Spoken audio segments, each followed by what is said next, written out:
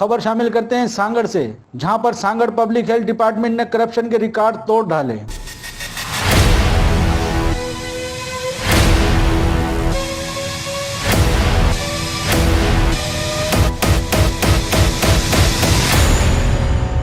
Human right justice and defender organisation ने नेब को तफसीली रिपोर्ट जारी कर दी। सांगड़ चक नंबर 2 फौजी कॉलोनी के रिहायशी पब्लिक हेल्थ की नाअहली के खिलाफ सरापा एहतजाज। इदारा इंसानी हकूक HRJDO तालका जनरल सेक्रेटरी रमनवाज खटक को बताया कि हमारा बुनियादी हक साफ पानी मुहैया करना हुक्मरानों का काम है, मगर यहाँ पब्लिक हेल्थ के नाअहल अमले ने सालों से नकारा वाटर सप्लाई के नाम पर आने वाले बजट हड़प कर जाते हैं। मगर इस वाटर सप्लाई के मुरम्मत के नाम पर कई बार टेंडर हुए, मगर 1 रुपया भी खर्च नहीं किए। इन्होंने मुतालबा किया कि इस वाटर सप्लाई के नाम पर आने वाले करोड़ों रुपए की बजट की शफाफ इंक्वायरी की जाए। मुतासरीन ने मुतालबा किया कि इसमें मुलविस अफसरान को कैफ़े किरदार सजा देकर हमारा बुनियादी हक पानी मुहैया किया जाए।